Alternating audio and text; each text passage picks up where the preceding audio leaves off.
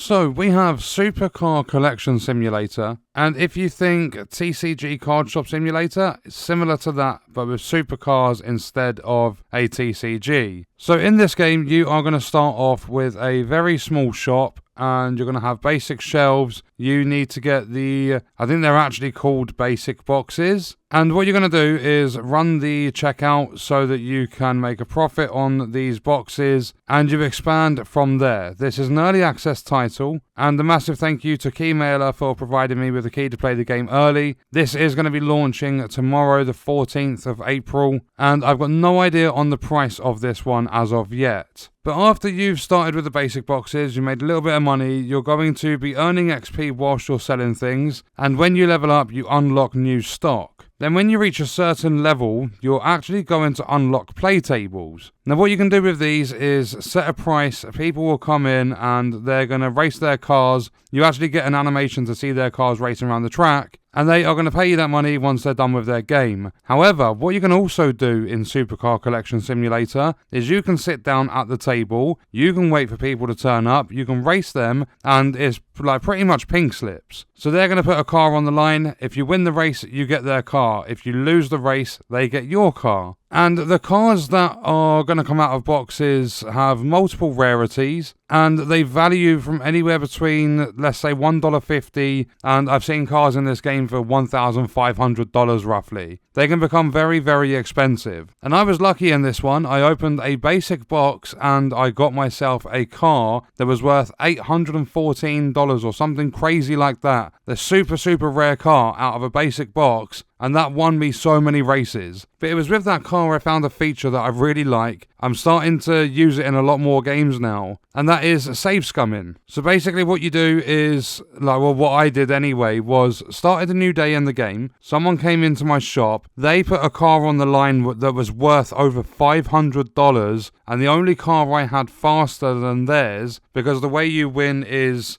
I think it all just comes down to speed. There are other stats, there are skill cards and everything, but the main thing to focus on is the speed. So I put up a car that was faster. However, they used skill cards, and what these do in the game is just add power-ups to the race. So you can get a tornado, you can swap position with the other driver, you can create a portal to move forward on the track, you can put a rock on the track to slow the enemy's car down. And I lost this race, so my $814 or whatever its value was car was gone. I had to hand it over to the customer, and I wasn't happy with that. I did not want to lose that car. It was a very, very rare pull, so I just loaded my last game save.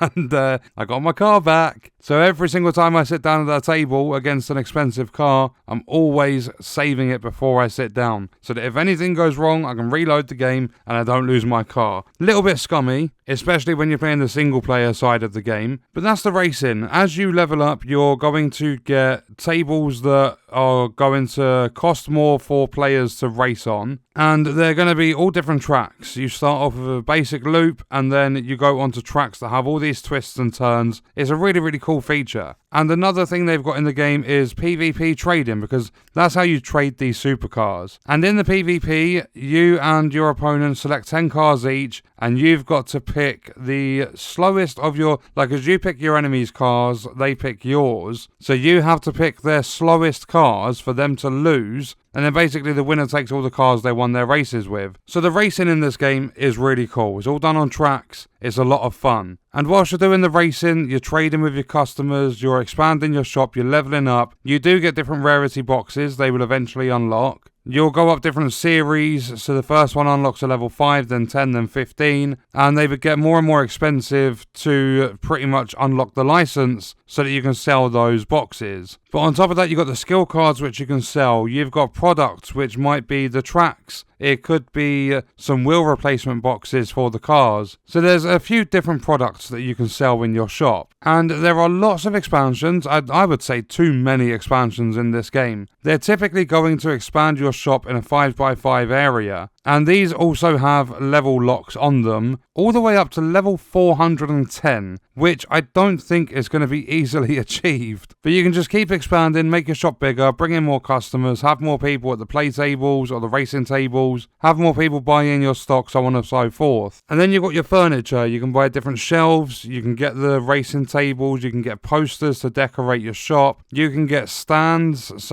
and they've added variation to the stands. So you'll get a normal one that sits on the wall, then you'll get like a hexagon one, then you'll get like a Hot Wheels sort of looking stand. And what you do is you put your single cars from your collection on these, and you can either have selling enabled so the customers can come in, they look at the price, if they're happy with the price they buy the car, or you can disable the selling, which I think is a really cool feature, and that way you can just display all of your best cars in your shop. And the thing I found with this is there are bills in the game. You've got like your rent and your electric. And these bills come in like every single day. If you're paying them each day, it's going to cost you, let's say for one day, your bill's $85. If you pay them, you'll have like another $85 because the bills, like the prices of them, depend on how big your shop is. So say it's $85, you pay that off, the next day it's going to be like $85 again. However, if you wait, because you get 7 days, if you wait until there's like 2 days left, you're going to go like you would have been through 5 in-game days and the price will only increase like $45 or something like that. So by waiting for your bills to pay them, you can save yourself a lot of money. And you've got all the market price and stuff, so it actually fluctuates in this game every single day. So one day you might be selling basic like car boxes for an $18 profit, the next day they might be going for a $21 profit. You never know what's going to happen with the market. But what I found with this is you get the basic sort of like packs that you can sell, and then you get big giant boxes. These boxes come with 8 packs in each of them, and when you unlock those, making money in this game is so easy. I went from struggling to get $1,500 for a license to having 20 grand spare at the end of the day after restocking, I think it's 6 giant shelves. And I'm not stocking it with cheap stuff either. This is with the most expensive boxes I had available. So money is very, very easy to make in this game. When you're opening up the boxes and you're like opening up the car boxes, you're getting cars for your collection, you're not really ever going to lose money on them. You might lose a few cents, but you're never going to lose, like you won't open a $10 box and only get $2 out of it. You're always going to get roughly the amount the box is worth. But then you've obviously got the chance to get some big hitters like a $600, $700, $800 car. So money isn't a problem, but then it's early access. They've said they estimate it's going to be an early access for around a year. They have a load of features and stuff planned. They've got leaderboards and everything like that. One thing they haven't launched this game with, or they're not going to launch this game with, is workers. The employees are coming at a later date. And when you are running the shop, you're running it on your own. You're trying to race your customers, like trade with them. You're trying to sell stuff. You're trying to restock the shelves. It can be a little bit frustrating with the micromanaging.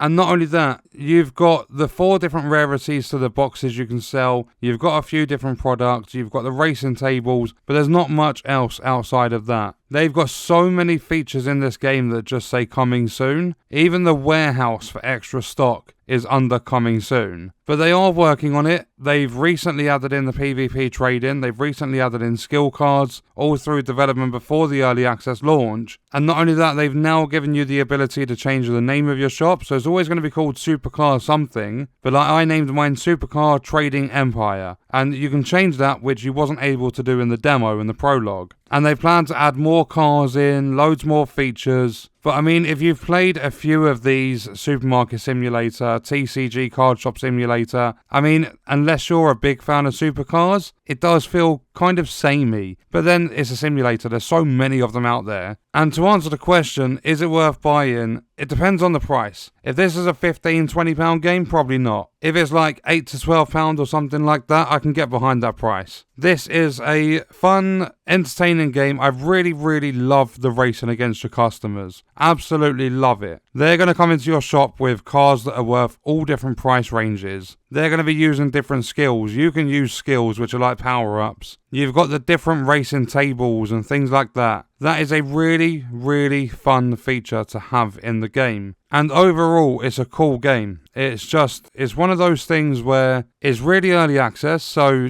I would say you're probably better off to buy this game to save money in the long run, because this is another early access title that will have its price increased as they get into the full version. But yeah, there's cool features in this one. It's something a little bit different with the supercars and everything like that. So I'm going to say, as long as it's not too expensive when it does launch, it is worth buying. And what we are going to do is leave that video there. Let me know your thoughts and stuff about Supercar Collection Simulator in the comments, and I will see you guys in the next one. I hope you enjoyed it.